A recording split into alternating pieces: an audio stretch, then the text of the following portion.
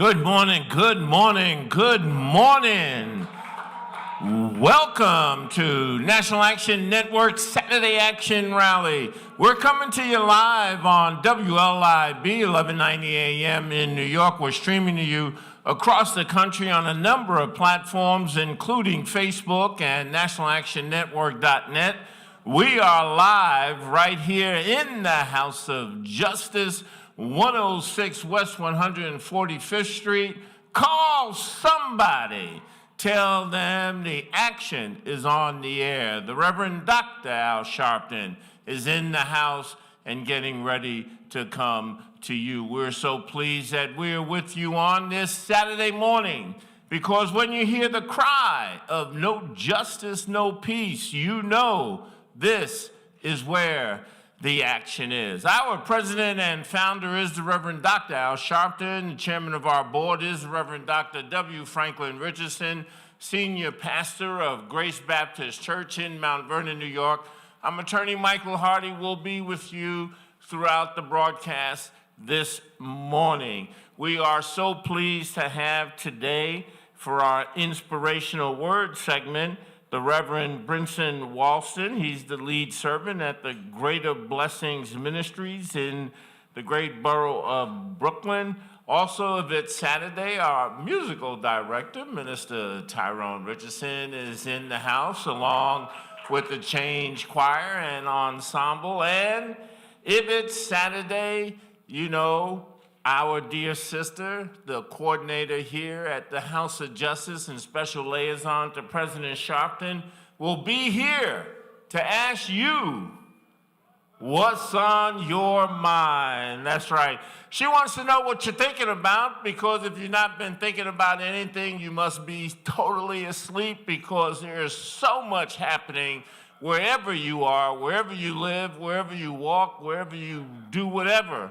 There should be something on your mind that you want to share with Katrina Jefferson. And of course, if you've not had an opportunity to do so, you can still do so. You can call 877-626-4651 and let her know what's on your mind, and she'll let us know. You can also email it at what'sonyourmind@nationalactionnetwork.net. And of course, the Reverend Dr. Al Sharpton is in the house. So you want to call somebody, you want to tell them the action is on the air.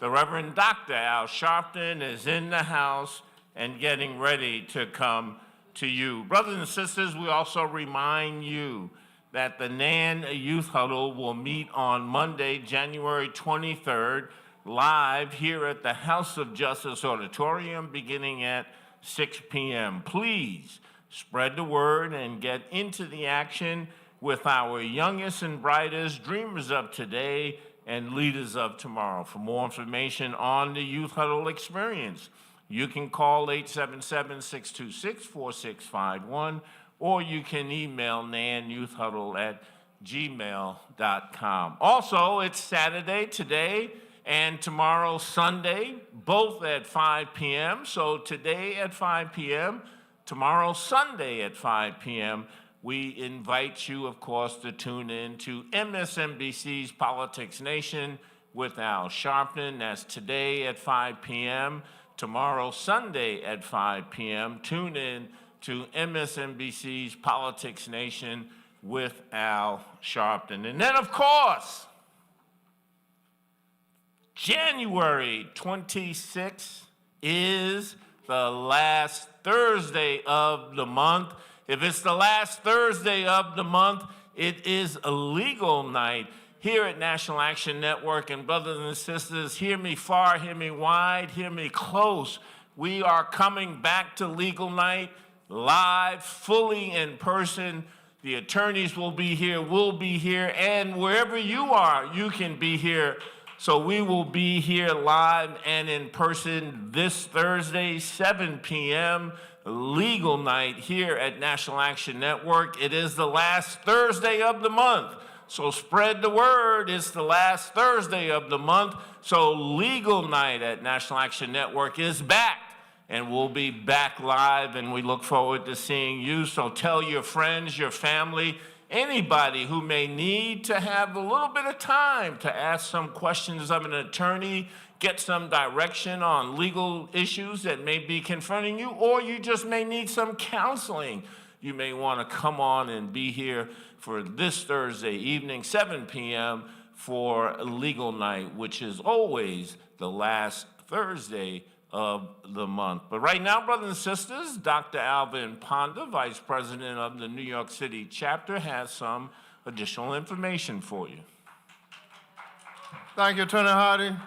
Good morning, brothers and sisters, listeners and viewers, and thank you for tuning in to another Saturday Action Rally with the National Action Network. Here's some information to keep you in the know. Biden headlines, National Action Network's MLK breakfast. President Joe Biden delivered a rousing speech last Monday at the National Action Network's Reverend Dr. Martin Luther King's breakfast in Washington, D.C. President Biden said, quote, "With all of you here, together we've made some important progress.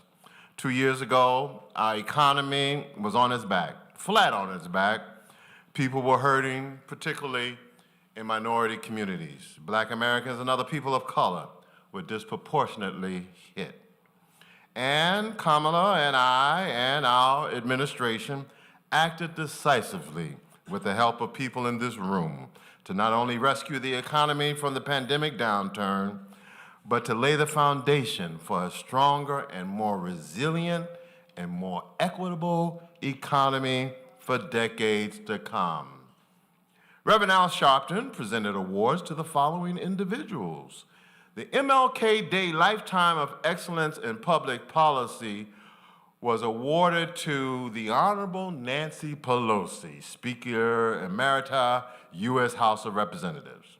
The MLK Day Lifetime of Excellence in Public Service Award was given to Mignon Moore, Principal, Dewey Square Group. The MLK Visionary Award went to Andrea Waters King. The MLK Labor Leader Award went to Ray Curry, President, United Automobile, Aerospace, and Agricultural Implement Workers of America, UAW. Later that afternoon in New York City, NAN hosted our annual Public Policy Forum at our national headquarters here at the House of Justice. Local elected officials have participated in this New York City forum to address, and they did participate, to address the local community on what they will do in the coming year to continue making Dr. King's dream possible, and how efforts this year will align with his legacy. This year's Martin Luther King Day celebration commemorated Dr. King's legacy following one of the most historic presidential elections of our lifetime, as we reckon with a new configuration of both our national and state legislatures. Now you can watch President Biden's speech on our website at www.nationalactionnetwork.net. Loudmouth is now streaming on Apple TV and Amazon. Amazon and Apple TV have started streaming Loudmouth, The Life and Battles of Al Sharpton, on its platform. Join National Action Network in support of this documentary that chronicles Reverend Sharpton's activism. Consider hosting a watch party for our National 2023 Kickoff Tour. Save the date. National Action Network's 2023 convention will be held at the Sheraton New York Times Square Hotel in New York City from April 12th through 15th. The 12th through 15th. Save the date and visit nationalactionnetwork.net daily for free registration and schedule updates. Welcome to all of you who have tuned in and join us also via live stream at www.nationalactionnetwork.net and also live on Facebook at the National Action Network. If this is your first time joining us, and or if you're not a member of NAN, we welcome you to NAN and invite you to join us and get into the action today. For more information and to join, you may visit again, that's www.nationalactionnetwork.net, or call 877-626-4651. That number again is 877-626-4651. And just text the word NAN, NAN to 59769. Welcome. All right, thank you, Dr. Ponder. Right now, brothers and sisters, Katrina Jefferson, liaison to Reverend Al Sharpton, and does everything here at the House of Justice. She's our coordinator here at the House of Justice, and she's here to ask you what's on your mind. Good morning, Katrina. Good morning, Attorney Hardy, and good morning to each and every one of you who are here live here at the House of Justice. To those that are watching by way of live streaming on our Facebook pages and on our website, www.nationalactionnetwork.net, and to those that are listening by way of WLIB 1190 AM, welcome to another weekend's conversation of What's on Your Mind, where you, the community, the membership base, the people have the opportunity to dialogue, to interact with the National Action Network 24 hours a day by emailing us at whatsonyourmind@nationalactionnetwork.net. Again, that email address is whatsonyourmind@nationalactionnetwork.net, or you may call us at 877-626-4651. All right, we're going to hear from a couple of people in the audience, and I've got a few very important emails to share with us that came in this week as well. Great morning. Give us your name, let us know where you're from, and briefly share with us what's on your mind. Good day, everybody, and God bless everybody. My name is Sister Reverend Word. I'm from Heaven, born in Harlem, and I'm 71 years old and new, and I'm a National Action Network lifetime member. Of course, what's on my mind is Bible scriptures. Christ Jesus showed us that we are supposed to be loud mouths for the good of the people. So what I want to also share with you, we also be trained up to be loud mouths. So in my consciousness, I daydream about how did God prepare me to be here? And one of the first public speaking loudmouth people I got to know was Adam Clayton Powell Jr., because he baptized me when I was 16. I also was taught by Professor Henry Clark, Professor Ben, and also Reverend Sharpton. So you know we got credentials to be loudmouths for the good of people. God bless you and good day. Good morning. Give us your name, let us know where you're from, and tell us what's on your mind. Yeah, what's on my mind? Good morning, everyone, brothers and sisters. My name is Merlin Lawrence, and I'm the mother of Bernard Placide, who was killed by September 3rd by 3 police officers, Brian and Fernandez, who tased my son several times, and Sharp, who killed my son. Since that day, no charge on them. They didn't do nothing to them.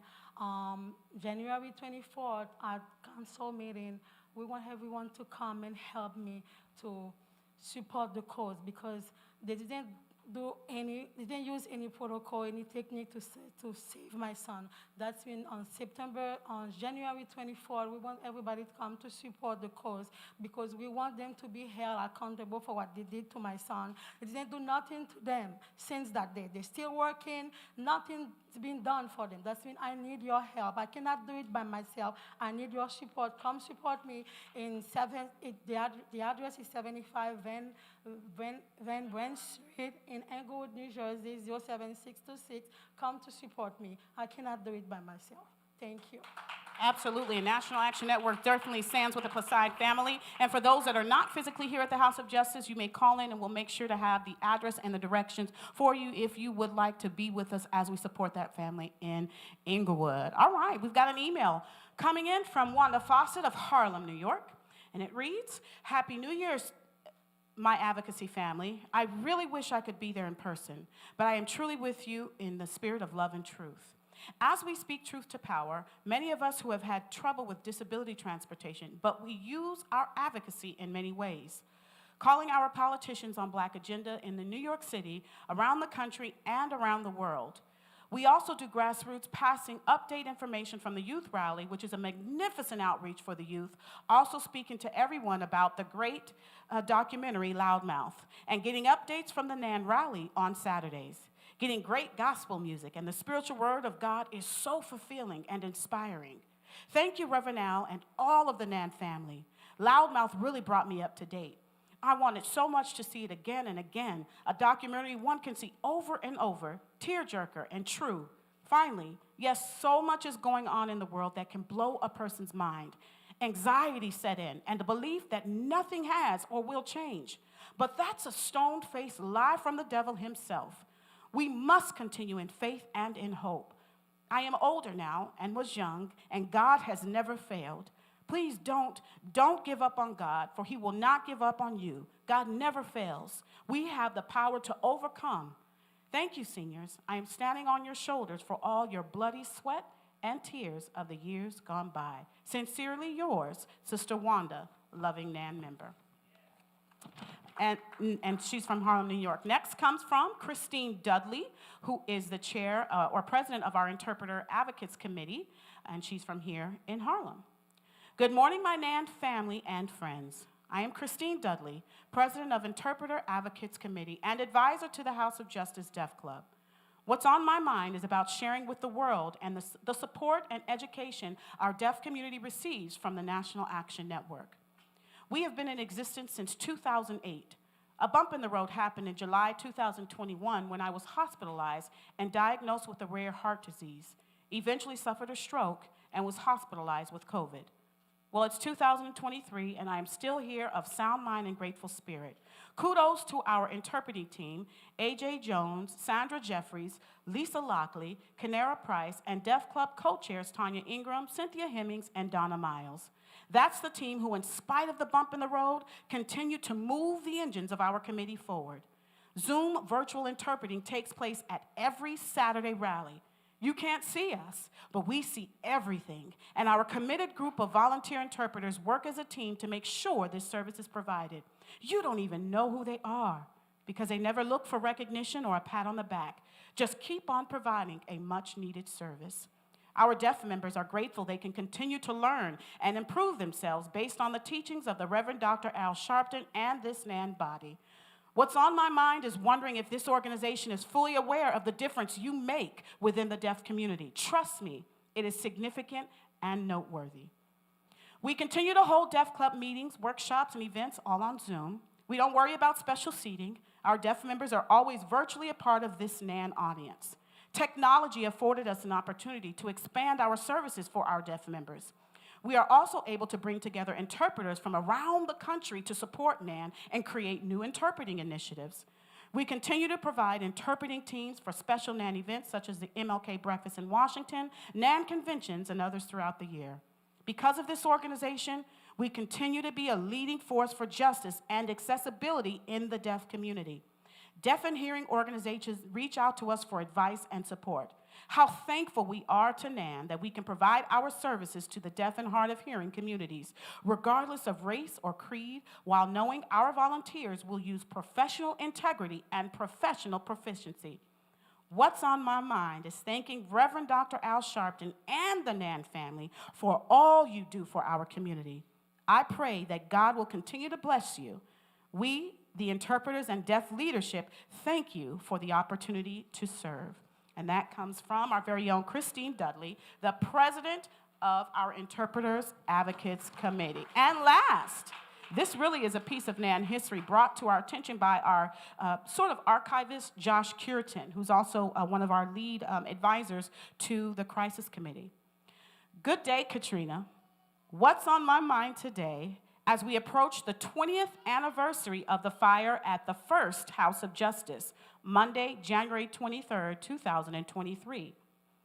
I reflect on that day 20 years ago. The day prior, January 22nd, 2003, NAN held its annual King Day celebration, as customary. The community, NAN members, and many of the elected officials, including Senator Hillary Clinton, showed up, and the event went according to schedule. No one knew what the next day would bring. I remember receiving a call that morning from my cousin who said, "Josh, what's going on at Revs?" I asked him, "What are you talking about?" And he said, "Turn the TV to channel New York 1. And there it was. The House of Justice was on fire. I jumped in my car, drove from the Bronx to Harlem, and stood outside with NAN members, many crying, the community, and some elected officials, and watched the FDNY extinguish the fire at NAN's beloved House of Justice. When the fire inspectors finished their inspection, they escorted Rev and some of us to view the aftermath. The first thing that I noticed was the sheer chaos from the fire. Chairs were turned over and the podium was destroyed. The NAN banner was gone. It was black and charred throughout the auditorium. It was Harlem's 911. As I took in all the damage and the memories started to enter my mind, I began to wonder, how are we going to recover? And at that moment, it was one image that I witnessed that let me know we were going to be all right. I observed to the left of the stage, out of the chaos in that hall, it was one thing that wasn't knocked over. It was the mahogany fist that NAN commissioned in 1999 so it can be raised in the year 2000 for the new century. As a symbol of our commitment to continue to fight for justice and fairness in the shine, it was scorched. But it was still standing tall. And here we stand. 20 years later, NAN is still here, still standing tall like that mahogany fist that continues to stand tall in Rev's private office here at the Second House of Justice. The message for me 20 years ago is, the House of Justice is not the building that we are housed in, but the justice that is housed in our spirits. And as long as there are people who are committed to the principles of justice and fairness, there will always be a house of justice. No justice, no peace. And that was submitted by our very own Josh Curitan, longtime land member and archivist. And last, we're going to make an announcement. February 4th will be our Black History Month celebration here at NAN, immediately following the rally, sponsored by the NAN Education and Political Action Committees. And it will start at 12 o'clock noon. Keynote address will be by Owen Rogers, NAN Men's Auxiliary member. There'll be several musical and performing arts presentation as well. For additional information, you can give us a call at 877-626-4651, but save that date, Saturday, February 4th. Also, immediately following today's rally at 11:45 will be the Education Committee's meeting. So if you are here in the house, fantastic, and you want to be a part, you can certainly join them at the back of the auditorium. And if you are not here yet, you still got time to get here. And if you are unable to get here this Saturday, you can give us a call, again, at 877-626-4651 to be connected to that committee. That concludes this weekend's conversation of What's on Your Mind? Keep in mind, everything you heard here was simply the thoughts and the viewpoints of the contributors and do not reflect those of the National Action Network directly. And you can interact with us 24 hours a day by emailing us at whatsonyourmind@nationalactionnetwork.net. Again, that email address is whatsonyourmind@nationalactionnetwork.net, or you may call us at 877-626-4651. Back to you, Attorney Hardy. All right. Thank you, Katrina Jefferson, for What's on Your Mind. Right now, brothers and sisters, we're going to bring you in the house. What does that mean? Sandra Mitchell, Chaplain Sandra Mitchell, who heads up the Housing Committee here, is going to come and talk to us about the work of the committee that happens here at the House of Justice. Sandra Mitchell, Chairperson of the Housing Committee.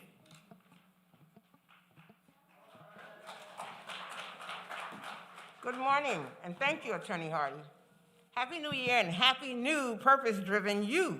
There's no time like the present to join the National Action Network. Get into the action and make a difference in your community. I pray God's perfect peace, love, and power to everyone under the sound of my voice. I want to thank you, Attorney Hardy, for waking us up under the sound of your voice. It's a great day when we can gather together at the House of Justice under the divinely anointed and appointed leadership of our very own people's preacher and liberator, our Honorable Reverend Dr. Al Sharpton. I give thanks to God for him. And our chairman of the board, Reverend Dr. Franklin D. Richardson, and our own executive director and legal eagle, Attorney Michael Harding, always there to make sure that we are in the know. Once again, my name is Chaplain Sandra Mitchell, and I am the new housing chairwoman at the National Action Network, where our mission is to empower our communities to stand up and fight for what is our human right: real, affordable, safe, clean housing. Help me to say, fight, fight, fight. Housing is a human right. Fight, fight, fight. Housing is a human right. You can't leave me out here. Fight, fight, fight. Housing is a human right, and it is a human right. I want to thank our Honorable Reverend Dr. Al Sharpton and the entire executive staff and the board of directors for embracing the campaign of the Right to Counsel, launched by CASA, Community Action for Safe Apartments, and the Northwest Bronx Community Clergy Coalition, and many other community-based organizations across the 5 boroughs. We campaigned and we won for the right to counsel to be law in all boroughs. We won for just a few zip codes with the highest eviction. We continue to fight, and we won for all 5 boroughs, and we continue to fight for the right to counsel to be citywide, and we won.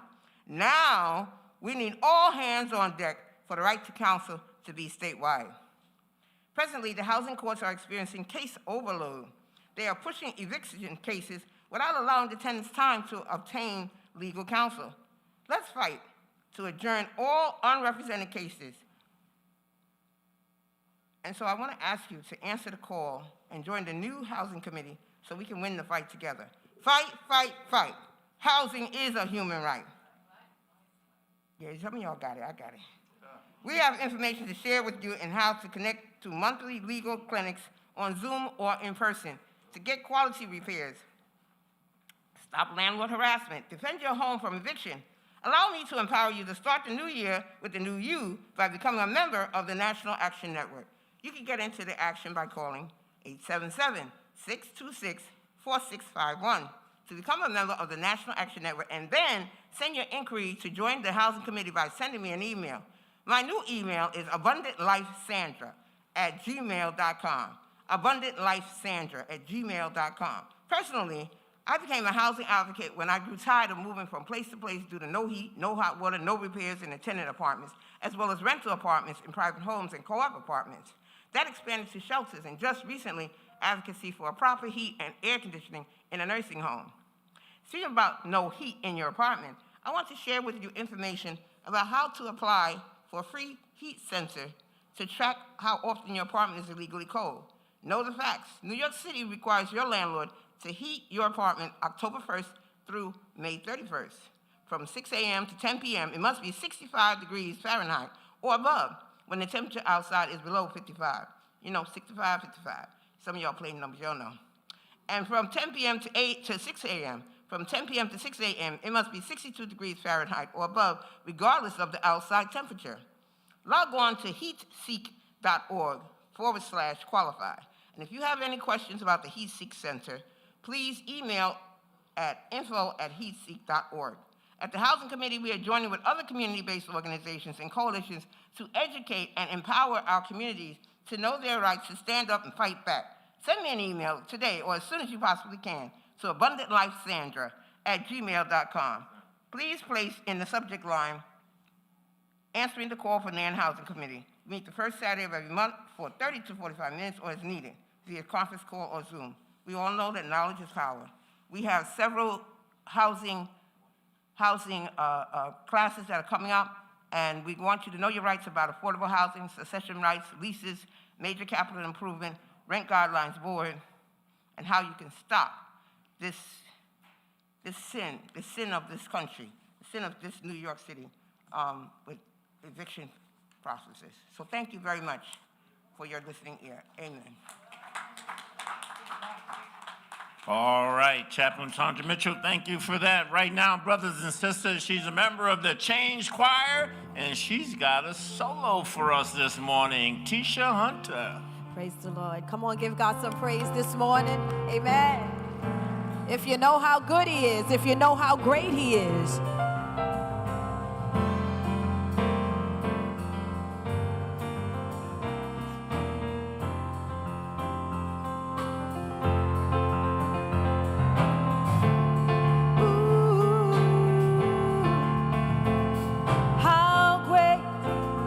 How great is our God.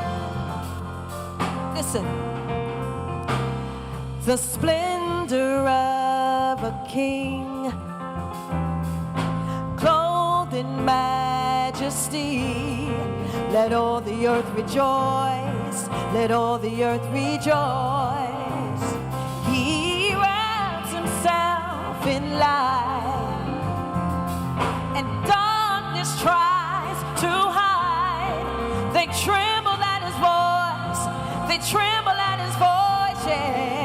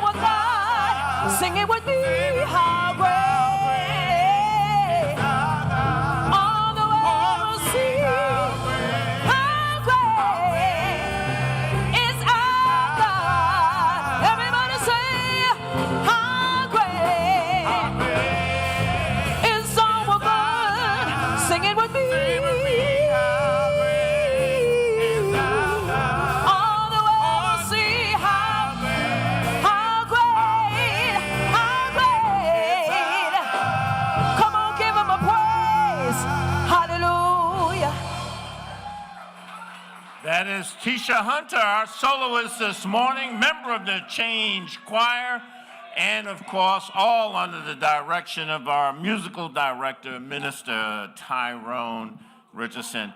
Brothers and sisters, very quickly, want to remind you again that this Thursday, January 26th, is the last Thursday of the month, so we invite everybody to be back here at the House of Justice for legal night. We start at 7 p.m. Call your friends, families, those that may need some answers to things that are happening in their life legally. Our panel of attorneys will be here. We hope you will be here. We'll be back live for the first time since the pandemic and hope to see you at 7 p.m. this Thursday, January 26th, here at the House of Justice, 106 West 145th Street. If it's the last Thursday of the month, it's a legal night at National Action Network. We look forward to see you. You can always call 877-626-4651 to get any additional information. Brothers and sisters, Gina Williams, chairperson of the Education Committee, is going to come and talk to us about how education matters. Let's give her a welcome. Good morning. Thank you, Attorney Hardy. Thank you, NAN family.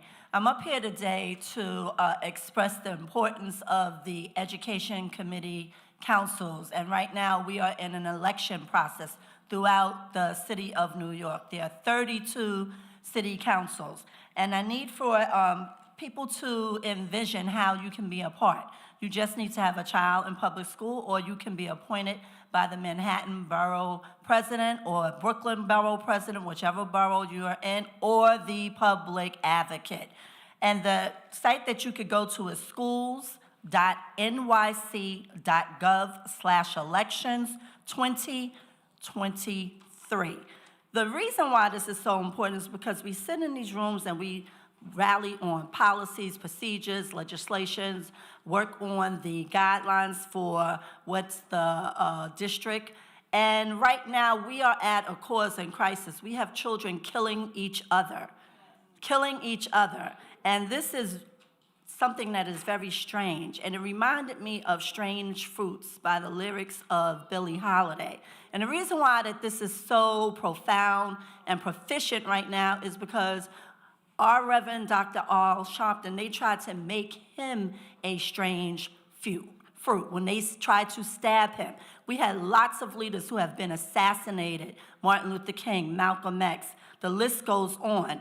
But the lyrics about strange fruits, southern trees that bear strange fruit, southern trees that bear strange fruit, blood on the leaves and blood on the roots, black bodies swinging in the southern breeze, strange fruit hanging from the polar trees, pastoral scene of gathering south, the bulging eyes and the twisted mouth, sweet magnolias, sweet and fresh, then sudden smell of burning flesh. Here's a fruit for the crows to pluck, for the rain to gather, for the wind to suck, for the sun to rot, for the tree to drop. Here is a strange and bitter cry.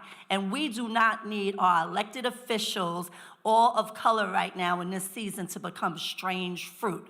We do not need our children who are out here killing each other to become strange fruit. We do not need our whole NAN family and this bigger city and a global nationwide fighting for the rights of education and fighting for freedom and equality of justice. We cannot be strange fruit. Please join our education committee. If you know someone, their children is in public school, encourage them to get on the councils and to run as the elections are being held. The application process is closing at February 13th. If you need further information, I'll be in the back of the room at the end of the rally during our education committee. Thank you very much. All right, brothers and sisters, right now, our musical director, Minister Tyrone Richardson. Hallelujah, salvation and glory, honor and power unto the Lord our God. For the Lord our God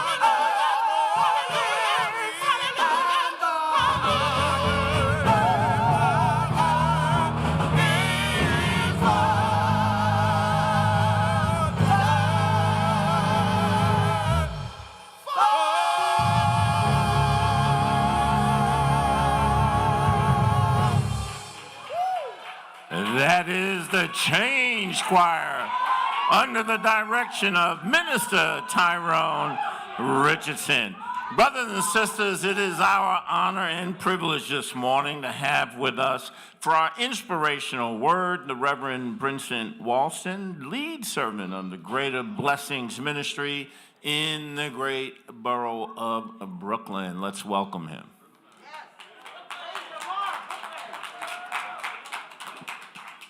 Good morning, and God bless you to our NAN delegates and to our great founder and president, the Reverend Dr. Al Sharpton, to the chairman of the board, to Dr. Richardson, and to all of you, my father's children that are present here in this great auditorium, and to those of you that are watching and viewing us live, I want to say God bless you and good morning. We praise God today for the opportunity to be here, and I want to be very brief with you and suggest and to say to all of you today that are listening and watching that this is the hour in which we must remember that Jesus cannot just be celebrated during season and holiday times, but Jesus is the Christ for all seasons. Amen. There is a word of inspiration that I want to lift up to you very quickly, and I will be very brief. It's found in the Gospel according to Mark, the 4th chapter. And there you will find in the verses 35 to about verses 38 that you will find these words recorded, and I am paraphrasing. Jesus tells these disciples that are sitting at the seashore to gather themselves, gather their belongings, get onto the boat, and we will venture over onto the other side. As he gathers them and they enter onto the boat, and as they travel onto the other side, the record therefore suggests and state that Jesus therefore finds a pillow, makes his way into the hinder part of the ship, lays down, goes to sleep, and begins to rest. As they begin to venture and travel on the ship and into the waters, the scripture begins to record and suggest that the winds begin to blow so boisterous to where it gets into the water and the water begins to fill the ship. The men that are on the boat, that are on this ship with Jesus, who have traveled with him for so long now, begin to fear, begin to panic, and begin to worry and say, Master, carest thou not that we perish? I'm just reading the scripture, y'all. And while they wake Jesus up, there are a few words that Jesus utters to them in response. Why are ye so fearful? Are ye of little faith? Three things I want to give you, and I'm getting ready to go to my seat. Number one, my brothers and sisters, can I suggest and tell all of us that are in this room today that we have been through storms in our lives. It doesn't matter where we find ourselves economically. It doesn't matter where we find ourselves geographically. It doesn't matter where you are, what color your skin is, what place you come from geographically. We all have dealt with storms in our lives. We are dealing with storms right now in New York City where cartons of eggs are almost $10. Y'all don't want to talk to me. I said we are dealing with storms in which education, oh my God, has been shifted to where we have subjected our children to learn from iPads and tablets, but then therefore give them promotion in doubt letters. We are dealing with storms, but the same storms, my brothers and sisters, that you and I are facing right now, God gives us a constellation to the storm. Let me give you the good news. The constellation is a promise. The promise that he gave to the disciples is the same promise I want to give to you and I this morning. Don't worry about what you are going to face. We are going to make it onto the other side. And I don't know if that's good news for you, but I want to tell you, coming out of a pandemic, coming out of social distancing myself, coming out of COVID-19, dealing with monkeypox, y'all don't want to talk? I need some good news to know that we are going to make it onto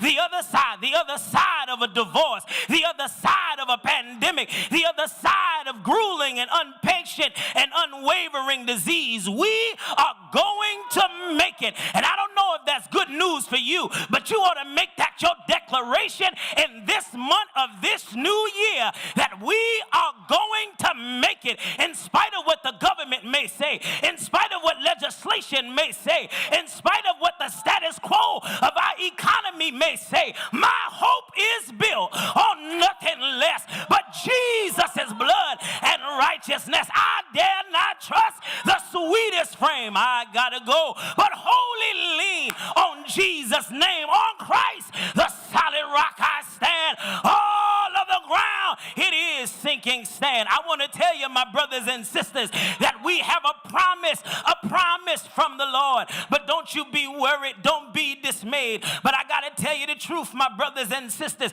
Anytime God gives you a promise, you ought to know that the indicator to let you know you are on the right track is that there is a problem that will arise. My grandmama used to say it like this: sometimes things will get worse before they get better. The promise that was married, oh God, to the problem in this text is that there were 9 disciples, if you will, out of the 12 that have been on the water before. You remember in the previous chapters when Jesus was recruiting his disciples, he says, I want you to stop fishing for fish because you have not been catching nothing all night.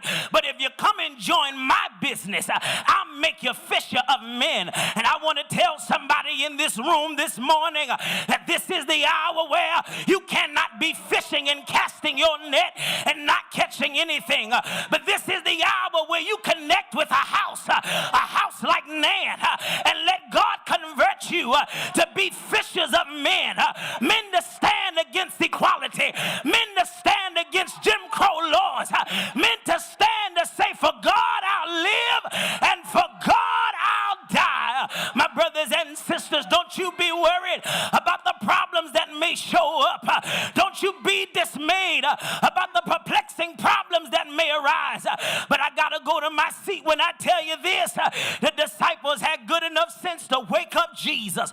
Why? Because he was the only power on the ship that had the potential and the possibility to change the situation. My brothers and sisters, let me tell you this. If you want to change the situation, if you want to change the setting in your life, wake up the power that's on board with you. And his name is Jesus the Christ. God bless you. God keep you is my prayer. We want to thank Reverend Brinson Walsh and lead servant, the Greater Blessing Ministries in Brooklyn, for our inspirational word. Right now, the Change Choir.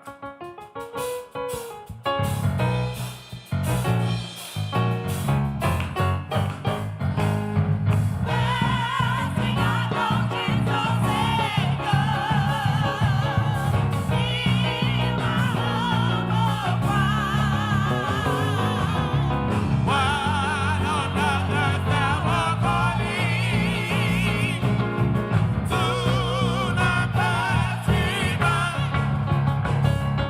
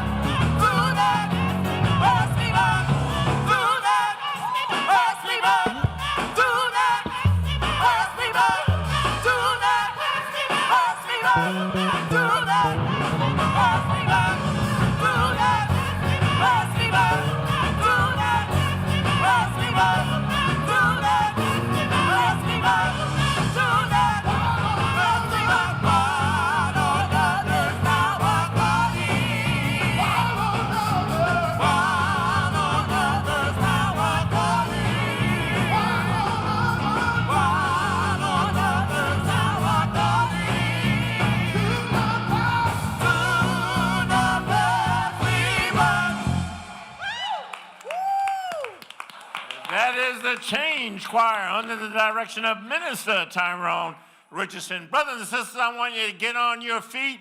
I want you to put your hands together for the president and founder of the National Action Network, the Reverend Dr. Al Sharpton.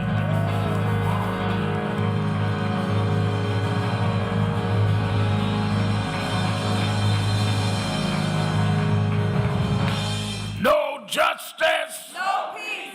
No justice. No peace. No justice. No peace. No justice. No peace. What do we want? Justice. What do we want? Justice. What do we want? Justice. When do we want it? When do we want it? When do we want it? When do we want it? Fist bump the person next to you. Tell them you love them.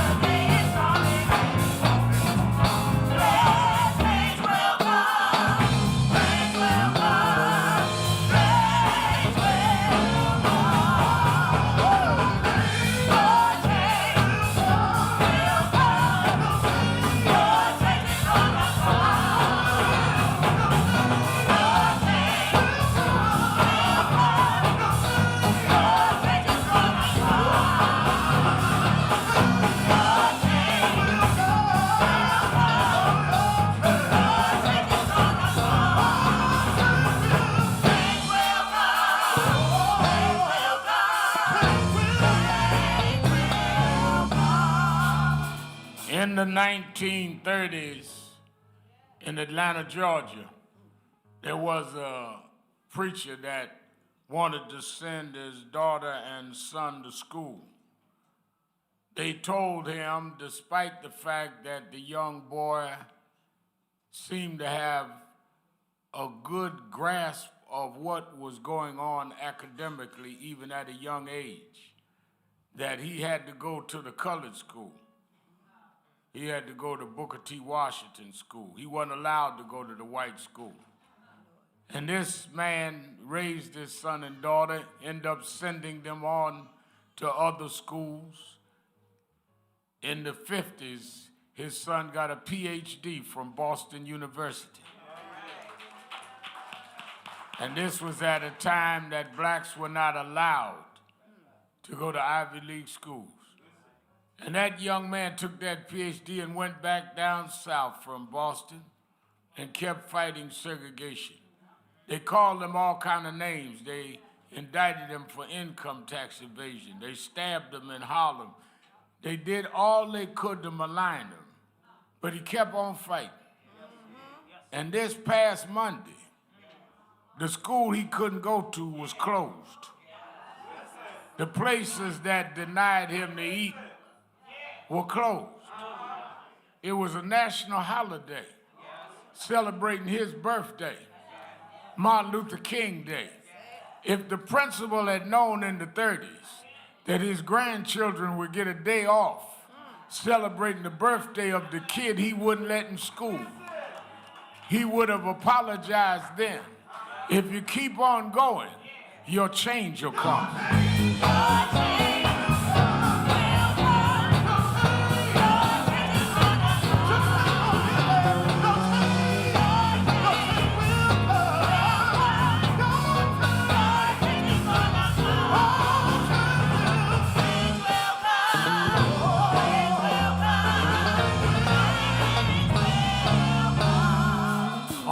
Sunday morning in Washington, D.C., one of the right-wing conservatives was talking about, I had been on Morning Joe that morning early, talking about he doesn't understand why people would let people like me stand up and keep saying things that should not be said.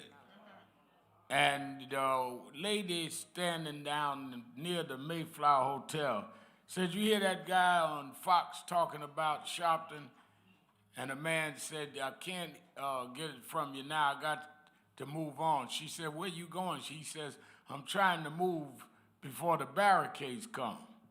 She said the barricades, they obviously had met at this coffee shop often and got their coffee. She said, "What barricades? I know barricades near."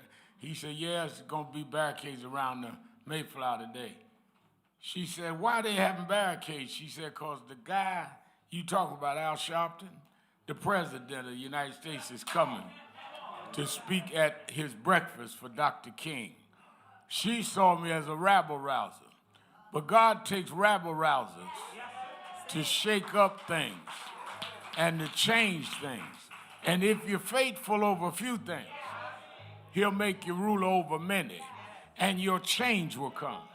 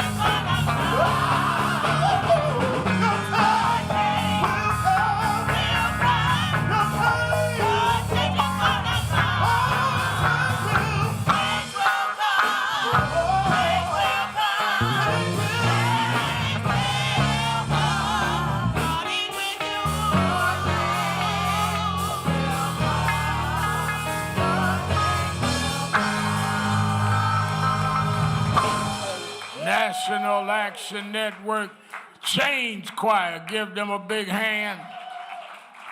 Give them a big hand.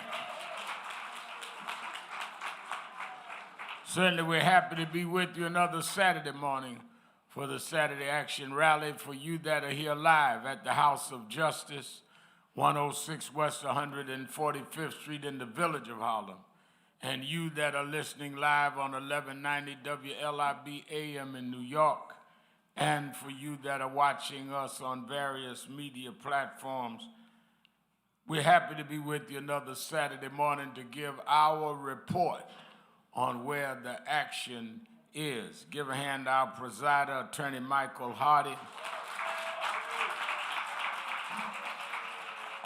our musical director, Minister Tyrone Richardson, and give Chris and our little orchestra some. Certainly we're happy. Give a hand to our inspirational speaker this morning, Reverend Brinson.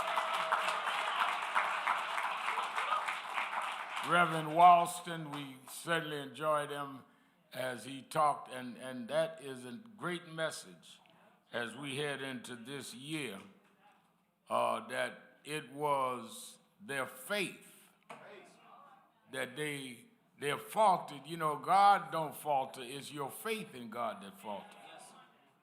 And I think that it is important that we understand that message. It was a great message. Give Dr. Walston another hand.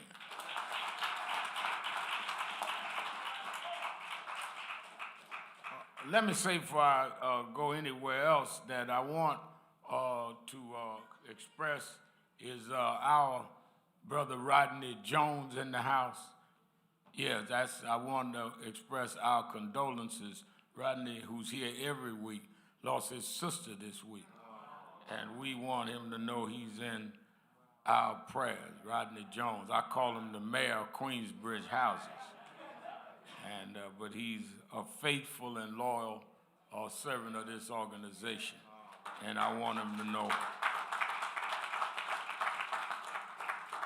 Also, I want, as you know, I'm on Saturdays and Sundays at 5 on MSNBC Politics Nation. We're going to break down a lot of this debt ceiling stuff and where we're going in terms of, Florida. I got some issues I'm going to talk about. I'm going there in the next few days, so watch it tonight, 5 p.m. Eastern Time, tonight and tomorrow, and I'm going to have some of the senators and congresspeople on. I don't understand what they're doing that is going to be putting us at risk. But I mentioned my show because, some folk can't stand for you to have nothing by yourself. I grew up, everything I got, my sister wanted one. I got new sneakers, she had to get new sneakers. She was older than me. I got new whatever, she wanted new whatever. And, I outgrew all of that, got grown and all of that. Now I got kids that I got a show, they got to have a show.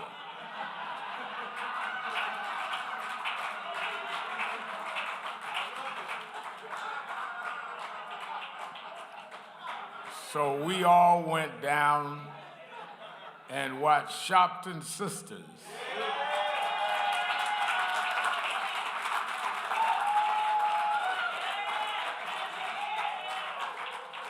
On Fox Soul, and they were on every Wednesday night at 9 p.m. Eastern, and their first guest was me, and they had the nerve to question me about how well I knew them. They didn't ask me nothing about police brutality, nothing about the economy. We're gonna ask you how well you know us. But they're on for the next several Wednesdays. Got Malcolm X. It's based on people that are known and relatives, offspring, how they have to handle that. People that get famous don't understand that there is a downside to fame. And the more you know, the less you can do, because everything you do gonna be known too. You get known, you can't cuss folk out like you used to. And their show is going to be dealing with all of that every week, different folks. Give them a hand. We're proud. Dominique and Ashley. And lastly, I want to announce one of the things that we're very serious about this organization, operating as an organization. One of the things that I've always been very cognizant of, Reverend Walston, is that many of our civil rights groups become personality cults, where they follow the founder and the leader, and then when he's gone or can't operate no more, the organization dies. And it takes that kind of leadership to energize an organization. Started.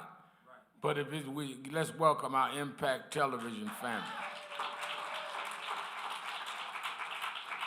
It takes that kind of charismatic leadership to start some organizations or churches and energize it. But then you've got to have the maturity and the security to institutionalize the organization or church so it outlasts you. So we're constantly trying to do that in National Action Network, because I don't intend for National Action Network to not go on even after I'm doing other things. We plan to do a Civil Rights Museum. We plan to do other things in media. I ain't planning to go nowhere. So I ain't talking about dying, y'all, so I don't want y'all. I'll be around for a long time.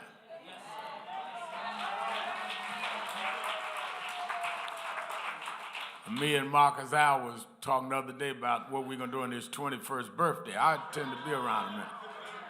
But I want the organization to be able to continue to serve and be effective, because I've seen too many die.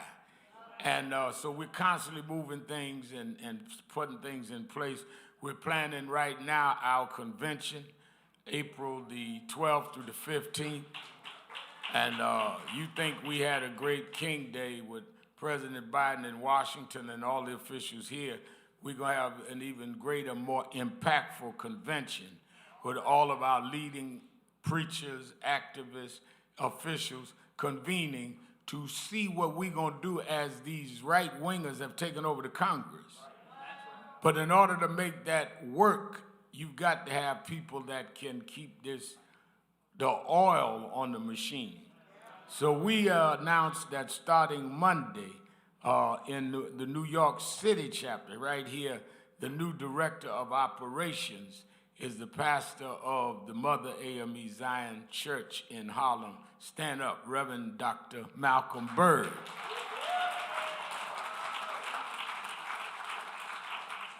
So Reverend Byrd is going to be here working out of House of Justice and making operations work, working along with Katrina Jefferson, who's our liaison director to me, and working with, where is Derek? All right, and Derek Perkinson. And then that's so that our teams work and coordinate, and our auxiliaries, our chapters, our committees. I wanted to make sure they were, you know, we always put people in committee, and committee's not meeting. Well, he gonna make sure they meet. And y'all don't elect. Well, y'all gonna get elected. See, a lot of folk don't call elections because they don't want to get voted out. Some of y'all got the Donald Trump syndrome going on in here.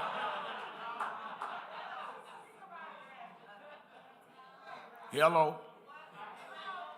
So we got somebody who's been pastoring for many years, so he knows about how we be playing them games and make the wheels turn.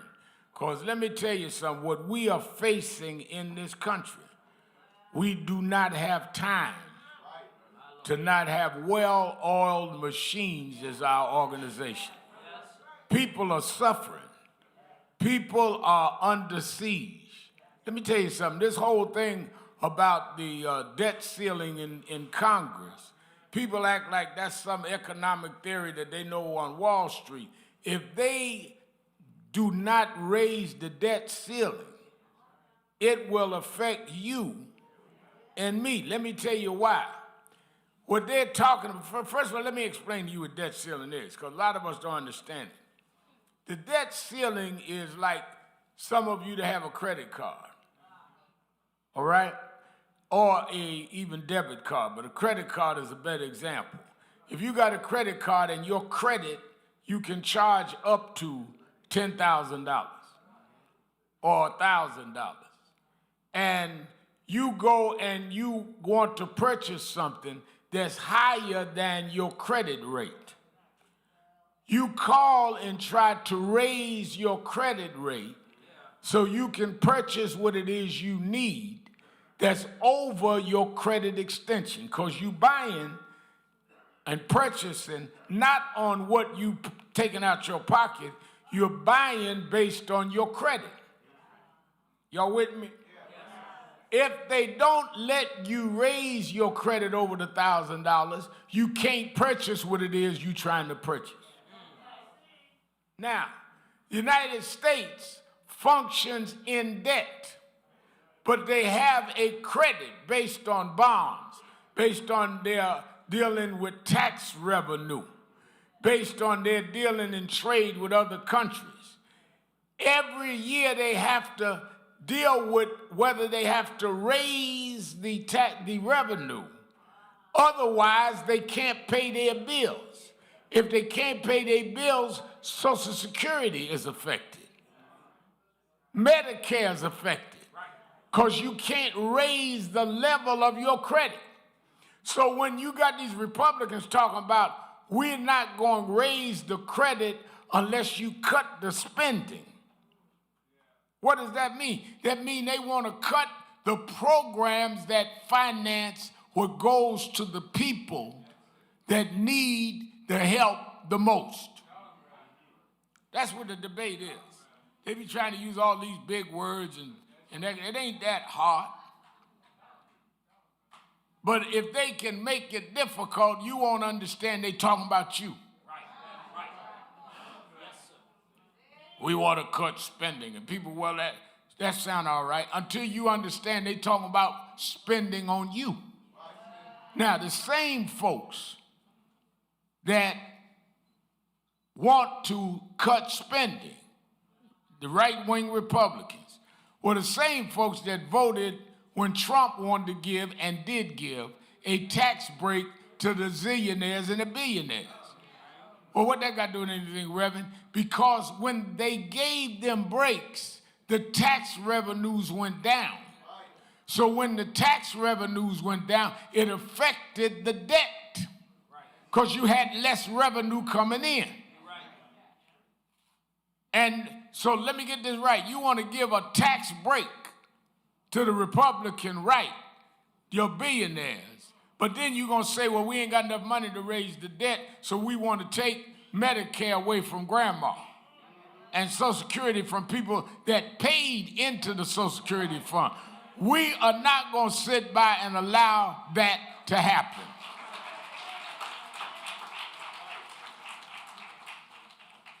That's why we're having our convention. Because we want to deal with everything from economics to education to criminal justice, and we have the people that can impact it at our convention. I don't believe in having these meetings where we be just rough talking to each other. I go to some meetings, everybody just take turns on cussing out folk that ain't in the room.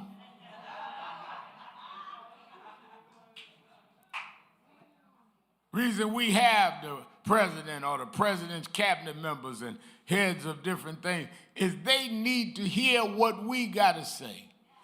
And we need to hear what they got to say. On Monday, right here, we had the Washington breakfast that we've been doing down there, our Washington Bureau for 12 years, and then we come back to Harlem. Everybody from the governor to the mayor to the state attorney general all come on the platform, talk about what they're doing in the spirit of King. Why? Because Dr. King was one that impacted legislation and policy. I grew up in the King movement. I was 13 when he was killed. That same year, I'd become youth director of Operation Breadbasket he founded in the chapter here in New York under Bill Jones and Reverend Jesse Jackson. So I'm not guessing about the King stuff. I grew up in it. Many of you that have been around here a while know Mrs. King used to come to our convention every year.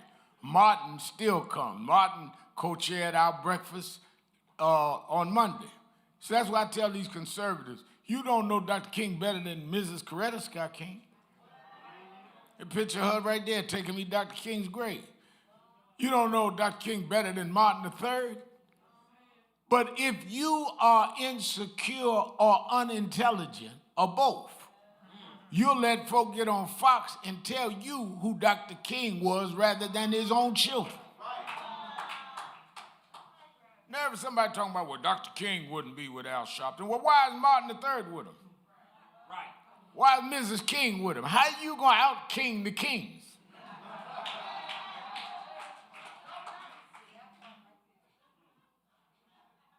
Hello.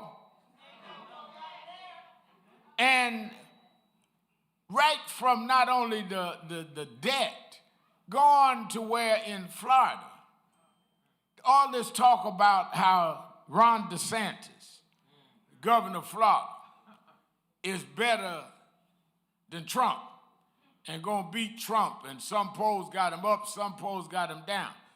Now, this week, he instructed the Board of Education in the state of Florida that they could not teach in their advanced placement classes African American history. Saying that it was not needed and that it was not of a certain level of education. They are taking black history out of the schools in Florida. If we allow it to happen in Florida, they will use it at states all over this country. And we are so busy fighting each other that we are not fighting the enemies that are trying to erase our history. So I'm going down to Florida. We're going to deal with this. This is an insult, and it is dangerous. If your children don't know who they are and don't know their history, once you disconnect somebody from their history, then you can redo them to be whoever you want to make them.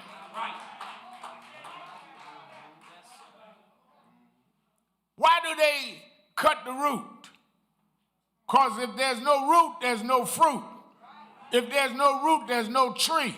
So once they disconnect you from the root, your own history, then they can do whatever you want. That's why I keep talking about the danger of how they're playing the psyche of our children. Tell you, well, don't listen to grandma, that's old school. Don't listen to grandpa, they don't know what they're talking about. And that old music.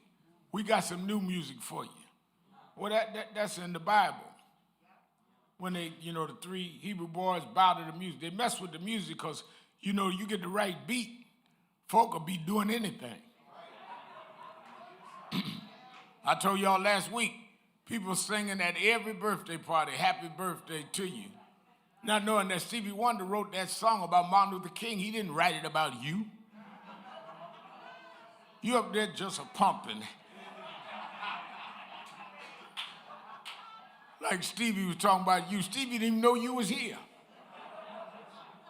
So you got the music now telling the children of scientists, the children of mathematicians, the children of theologians, that they ain't nothing but niggas, hoes, and bees.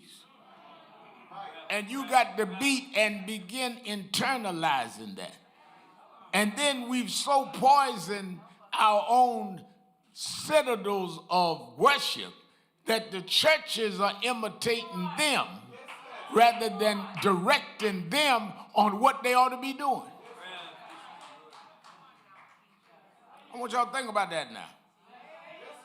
Was a time the black church set the standard. Now we're imitating them.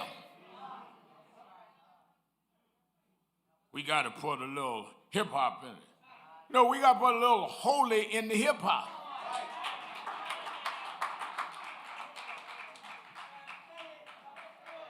I ain't against hip-hop, but there's some gospel hip-hop artists that have not compromised the message. But you can't get out of this inequality calling yourself a name. Well, Reverend, we just talk slang. I used to talk slang. All of us use the N-word. But then you had to wake up and say, wait a minute. I tell that story all the time. Some of my friends in the rap world called meeting, gonna put me on the carpet when I came out against the N-word and said we need to stop it. We marched about it. And they said, well, Mal, you don't understand. We got freedom of speech. I said, no, you don't. I said, what do you mean? I said, if you go in the studio, Reverend Walson, I told him, and cut a record, and said in the record, the derogatory term for Irish, they will not let you put it out. Say it about Italians, they will not let you put it out. Say it about Jews, they will not let you put it out. They will not let you put it out against anybody but yourself. So let me get this right. Can't call Jews' name, can't call Greeks' name, can't call Italians' name, can't call Irish name. All of that is hate speech. Call black folk niggas, that's free speech.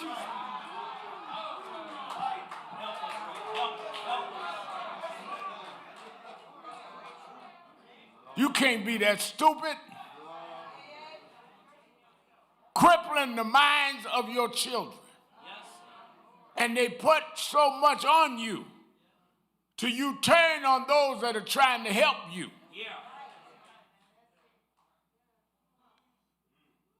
And they build this self-hate in you. Why is every black activist have to always fight their own.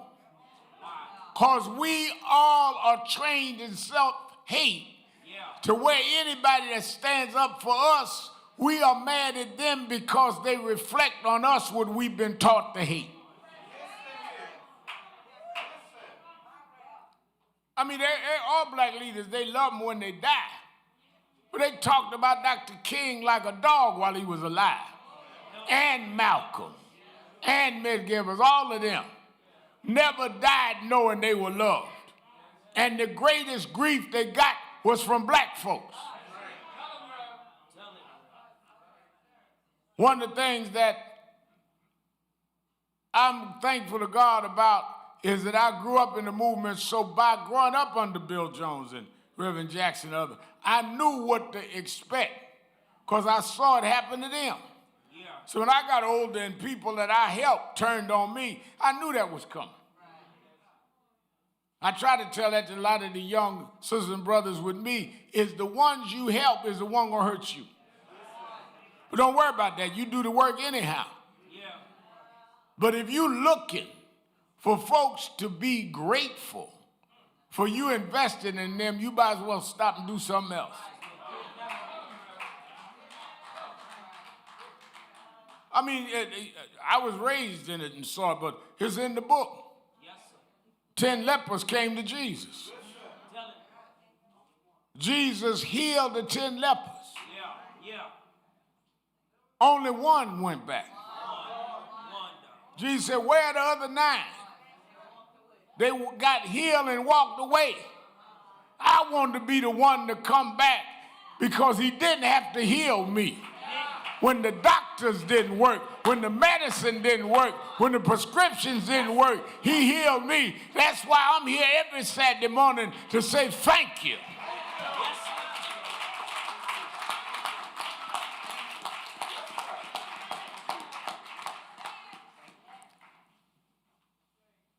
If you can't be grateful, you can't be blessed. True. Yeah, you may know more than your parents. And you know why? Because they sent you to schools that they couldn't go to. You ever thought about that? The reason why you know mathematics better than mama is mama couldn't go to the schools you went to. But mama made sure you could go. So how smart are you to mock the people that open a door that they couldn't go through? So that's why on King Day, we dealt with it the way we deal with it. We want those in power to know they got to come to the folks that Dr. King gave his life for. Yes. This is not a day for you to be dealing with anything other than the folks right here on the ground that need to hear what you did and what you gonna do. And we've been doing that for 32 years next month, and we're gonna keep doing it for 32 more. It is, though, now they're different, I keep repeating this. There are different tribes in our community. Always was. Africa is a continent, not a country. Kenya is different than Tanzania. South Africa is different than Zaire. But they all are African. In the countries, there are different tribes. In this community, there are different tactics, different organizations, but we need them all. Don't let them get you in that, or you with Sharpton, or you with so-and-so. No, we need them all. Whatever I can do, let's do that. Whatever somebody else can do, if it's going to help us, let's do that. Don't let them divide us on foolishness. And we just engaged, we just been in politics for real the last 50 years when we got the right to vote with protection. So don't let them divide you in politics. You're going to have a race, run on the platform and the program. Don't run on who you like and act like we having a gang war. I'm with so-and-so, you can't talk to me. No, let's debate this out. People ask me who you support for something. First of all, I don't even know who running. And I don't know where they running. What I support is equal protection under the law and equal opportunity, including equalizing the economy. Now, I'm supporting whoever can do that the best. And sometimes it ain't the one that look the best and that's the most eloquent. Sometimes it's somebody rough-edged. But sometimes God needs rough-edged people to break this madness up. And people that can see and that are wise. Reverend Jackson called me this morning. I'm in the office before I come out. And he was talking, you know, every once in a while, he'll still think I'm 12 years old when he met me and give me a sermonette on the phone. Al, what you gonna talk about the rally this morning? Well, let me tell you what about the way. Before I can answer, he gonna tell me what I should talk about. That's what I tell you, he still think I'm 12. But he said to me that when we talk about it, and I thought this was a profound point. He said when we talk about the wise men that went to Bethlehem to give gifts to Jesus, what made them wise is they recognized who Jesus was. The gifts didn't make them wise, Stephen Marshall. What made them wise is that if they were going by society standards, they would say we can't give gifts to a kid born in a stable, didn't even have a room in the inn, don't know if his mama and daddy got a marriage certificate. We can't give gifts to him. What made them wise is they didn't let his socioeconomic status, didn't let his geopolitical place confuse them about the star in the east, said this is God's son. You too busy letting society's measures tell you who you need to serve. Jesus said, if you love me, feed my sheep. Don't judge my sheep. Don't figure out what sheep you gonna like. Feed my sheep. Well, how do I know which sheep is yours? Feed them all.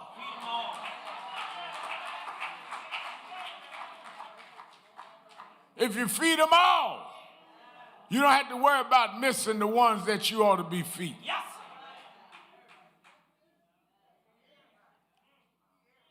And if you can't take the pressure, then you can't be used. Because a lot of us only want to deal with the God of giving us luxurious things. And I'm not against people having good things. But don't serve God to get luxurious stuff. Serve God so you can serve the enhancement of his people.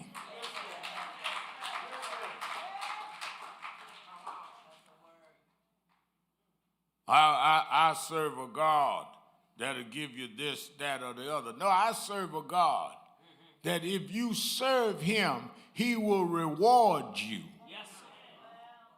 Seek ye first the kingdom of heaven and his righteousness, and then all these things will be added. You want the addition without the seeking. You got to start with what is the relevant, relative thing that needs to be served. Yes, so here we are, 2023.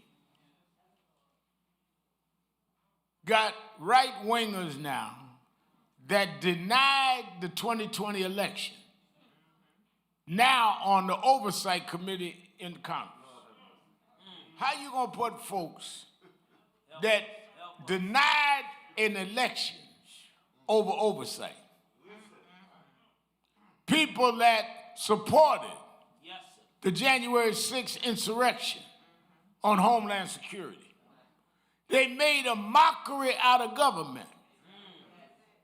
They've got those that wanted to overthrow the government in charge of the government. Those that had people storm the Capitol, talking about they were going to hang the Vice President Pence, put their feet up on Nancy Pelosi's desk, ridiculed members of Congress, calling them names. 4 people died. And these people that sanctioned them are now being put on committees over committees. And where is the voice of the church? Where?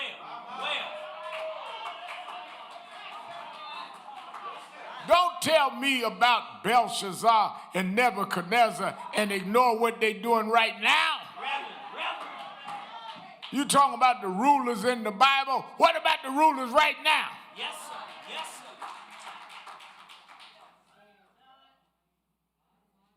God is a relevant presence and deals in every time and every generation and every era.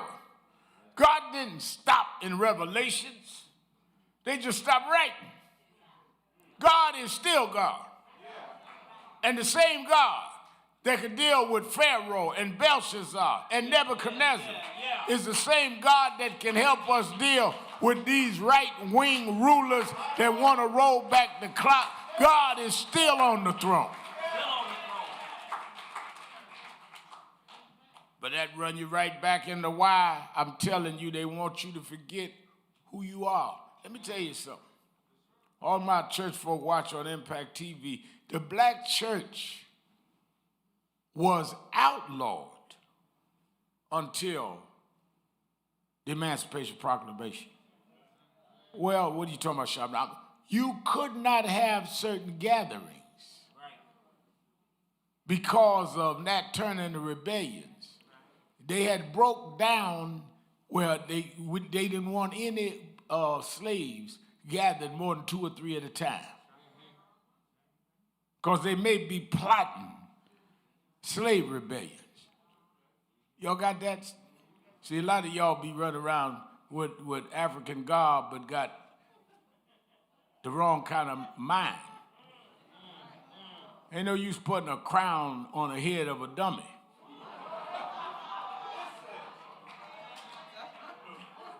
Crown in ignorance.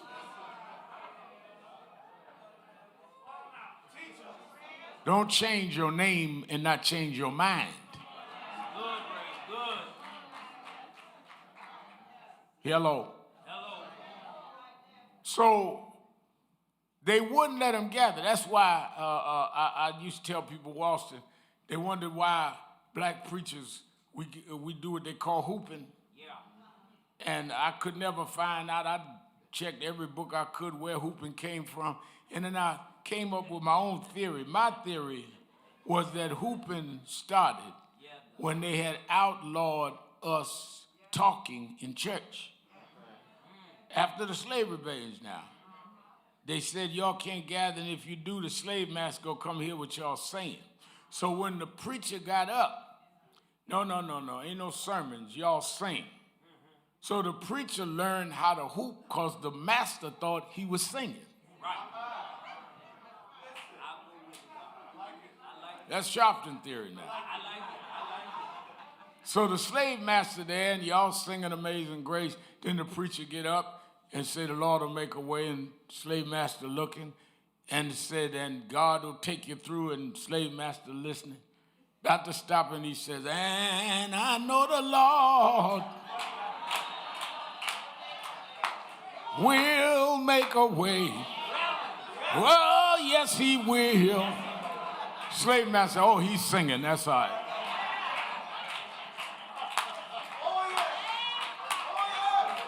That's where hooping come from.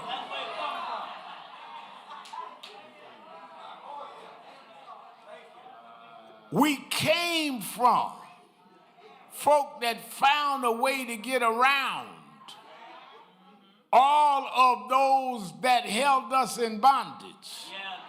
We took the distortions they took out of the Bible and turned it around.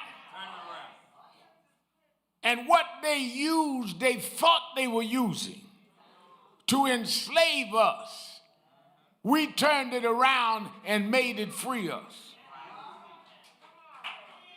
That's why I tell my friends, they did not introduce us to Jesus.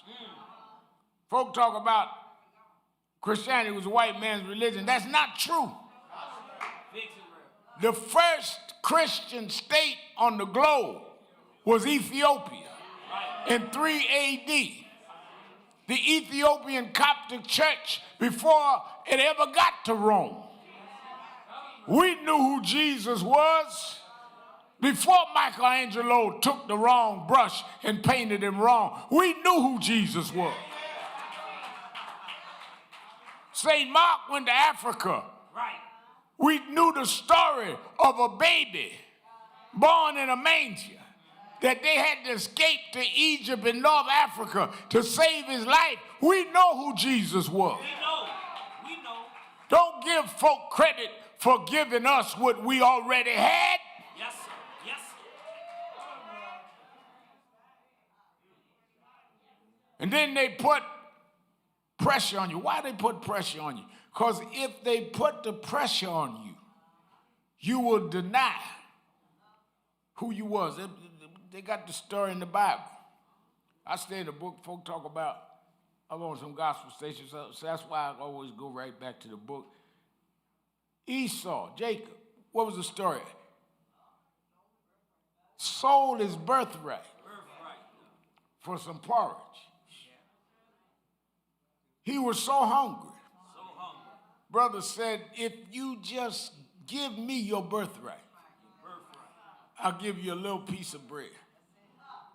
And some of us in the pulpit, some of us in legislative chambers, some of us in business corporations, for a little piece of bread will sell out your grandmama, deny your granddaddy, deny the people you come from, selling out your birthright.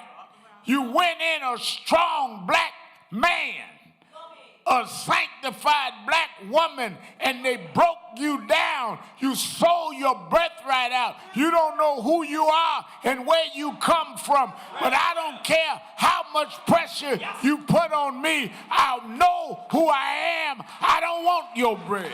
Yes.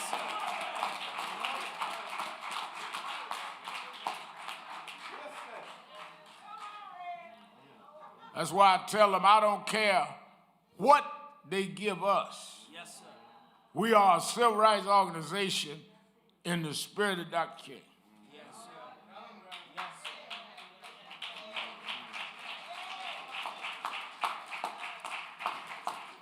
They can give us a TV show. I'm still here. We still marching. We still protesting. Give it a radio show, same thing. I dealt with the last 5 presidents, same thing. I remember when President Obama got in, they talking about, well, you know, Obama's in and Sharpton got access to the White House. That's right, I did. And I did Trayvon Martin while Obama was president. I led the marches for Trayvon Martin, Michael Brown in Ferguson, Eric Garner in New York, all while he was president. I'm not giving up who I am.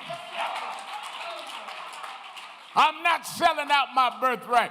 You may be so weak that one trip to the White House and you forget who you are. I didn't go to the White House to meet a guide to walk around and see the White House. I went there on a mission, and I had something to say. And every time I go, I got something to say, because God did not randomly check me. He chose me and set me aside to do what I do. And he said, if you'll stand up, I'll hold you up.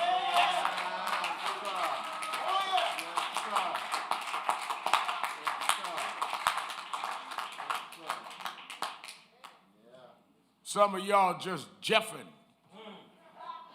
They used to have a show on TV, The Jeffersons. Moving on up. You trying to make what?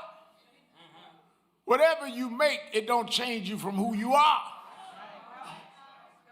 God did not make no mistake when he made you. I tell people all the time, I like when I'm flying and I look and see the order of the universe. You ever notice the stars don't bump into the moon? Moon don't bump into the sun. Everything is in order. They run around now trying to get to Mars, trying to get to Jupiter. And everywhere they've got to go through different altitudinal rules because God set everything in order. So if God set everything in order, why do you think he got to you and made his first mistake? Set the galaxy in order. Set the solar system in order. Planets rotate around the sun with the right precision. But he waited to get to you to decide he gonna mess up. So if God didn't make a mistake, that meant he intended for you to be who you are and what you are. And that he would use you as that to make the difference you're supposed to make. God made you black. God made you brown. God made you white. God made you the height you are.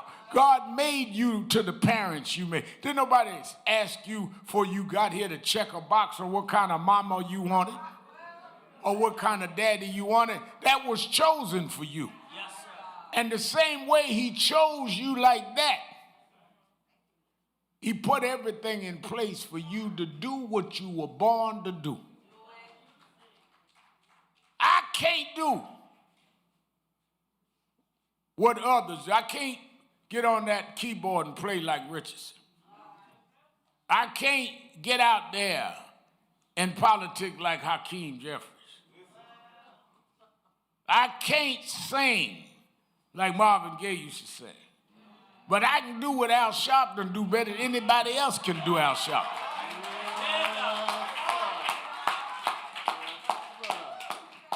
If you do you, if you follow what God put in you, and God gave you the gift and talent for, then you will go and become all that you never dreamed you can become.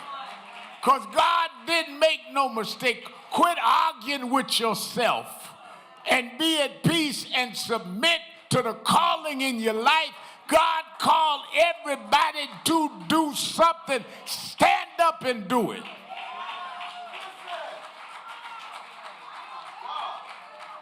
I'm talking to somebody this morning. You wrestling, well, should I do it? Checking with your friends. God don't need no cosigner to call you. What you think. I don't care what you think. You didn't make me. God made me. If God called me, even if it don't make sense, he wouldn't have called me to do something that he wasn't going to make a way for me to do it.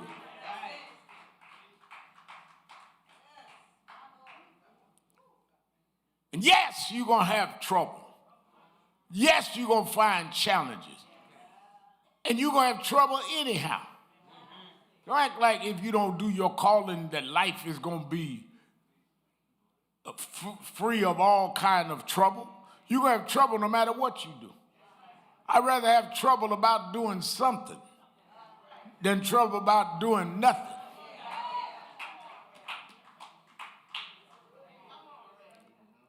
I'd rather have anxiety on my way to doing something worthwhile than have anxiety because I ain't worthwhile.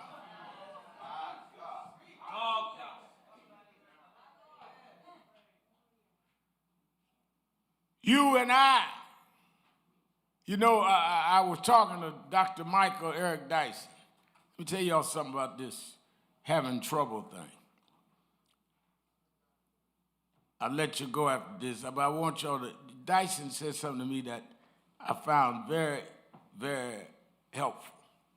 He said that, I don't know, Reverend Al, if you ever heard this story about this mother was teaching her daughter about how you can have the same situations facing different people and different things, and they react differently. And it's the story of black folks in America on a broader level.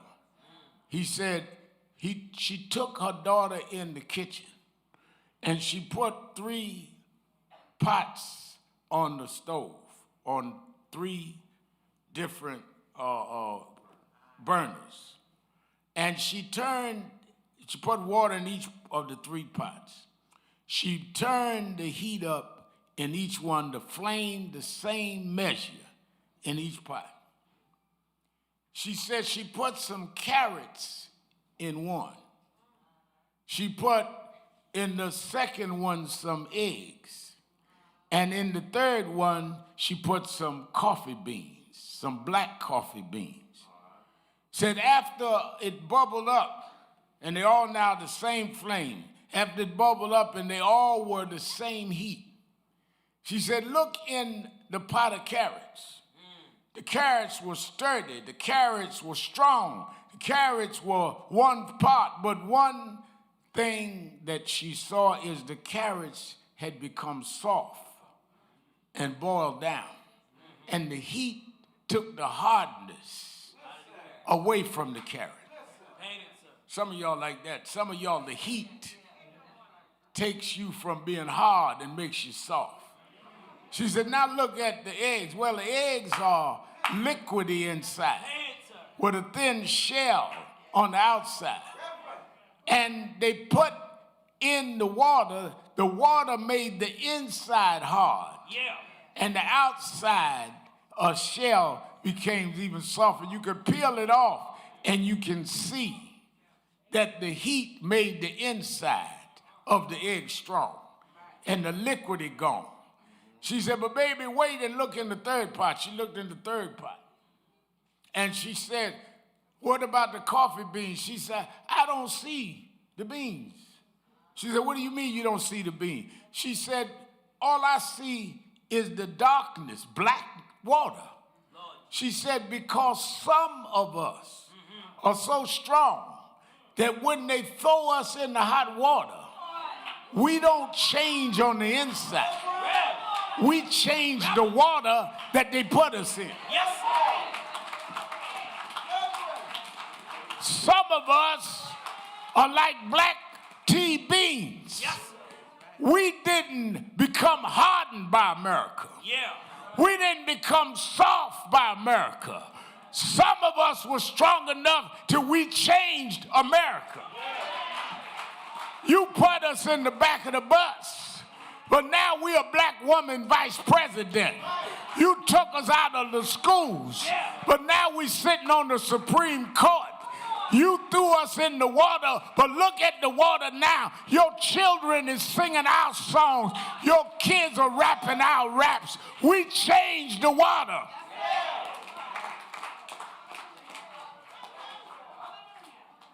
They told me I wouldn't be nothing, going nowhere, nobody. But look at us now. We changed in the water. Sitting up on Meet the Press, we changed the water. Talking to the presidents of the United States, we changed the water. Got white kids walking around talking about no justice, no peace. We changed the water. Yes, sir. I told Dyson, I'm going to use that. I said, you know, Dyson, it reminds me, they got a play that's been on Broadway a long time called The Lion King. Yeah. Some of y'all may have gone to see it. The part of The Lion King I like is it got the scene where Simba, the young lion, started messing around, going after just taunting the others that he was around. They were laughing at him, mocking him. You know, he would roar and they'd laugh. They said, look at this, him trying to look at us and scare us. You know, sometimes when you are dealing with the hyenas of life, they laugh at you. You know, they feel they overwhelm you. You remember when we first started dealing with some of these police brutality cases, they laughed at us. You can't go up against the police union. Who you think you are fighting? These people at the Institutional. But they didn't understand we had simple sense. because the more the hyenas laughed and mocked them, Simba kept trying to roar at them. He didn't have a lot of strength, but he kept roaring, and they kept laughing, and he kept roaring, and they kept laughing. But all of a sudden, his daddy came. The Lion King came.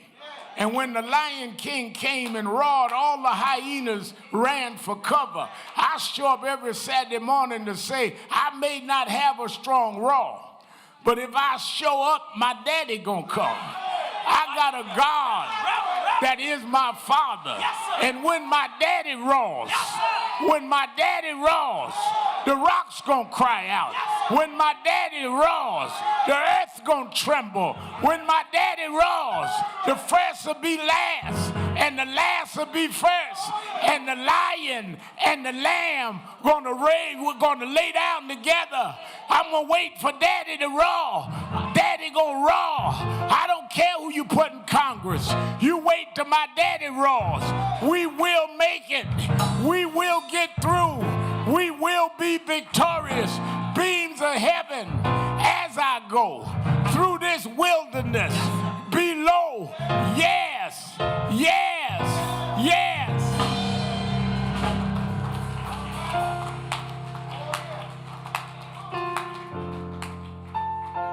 Beams of heaven fall as I go.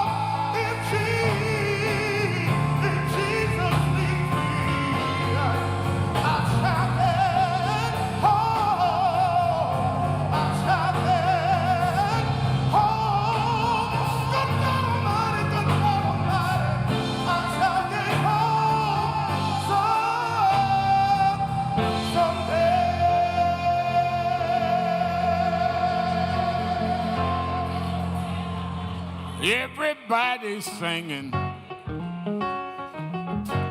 Everybody's singing. Everybody's singing.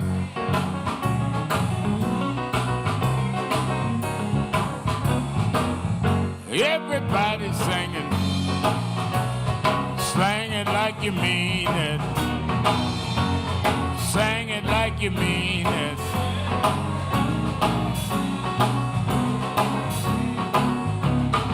We want justice. We want freedom.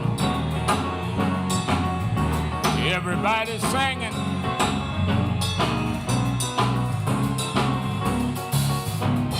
One more time, y'all. One more time, y'all. One more time, y'all.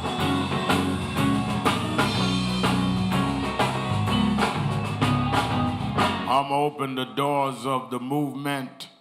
There may be someone here today that never joined National Action Network. you support our efforts, you listen to us on radio or see our programs on television, but never joined National Action Network. I want you, if you're in the auditorium, to just come down to me and let us sign you up right now. If you're listening on the air, you can call right now, 1-877-626-4651, 1-877-626-4651.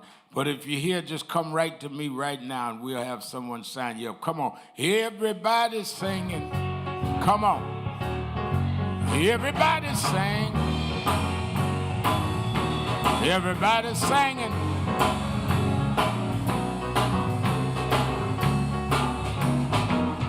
Everybody's singing. Come on. Everybody's singing. Everybody's singing.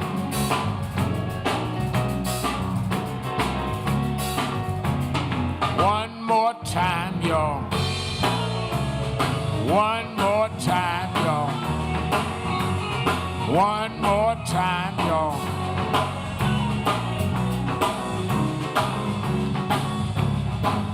All right. Let me say while we're still on the air, we're getting ready to raise our offering. Many of you listening can go to www.nationalactionnetwork.net, www.nationalactionnetwork.net, and you can contribute right on line, or you can call and we can get your information over the phone, and you can contribute right at 877-626-4651, 1-877-626-4651. I ran into a lady at the airport. She says, I joined National Action Network 3 years ago. I said, well, have you paid since then? She said, no. I said, that's why we got lifetime and annual. You don't join one time and get a lifetime. We get bills every month, just like you do. I can't tell Con Edison, we paid 3 years ago.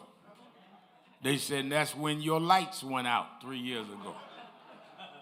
So I need you to give and be part of supporting the work here. You don't have to guess, are we in the work? You can see all the time what we do, and we're going to keep doing it, but we need your support. 1-877-626-4651. All right, let us come forward here, get ready to raise our offering.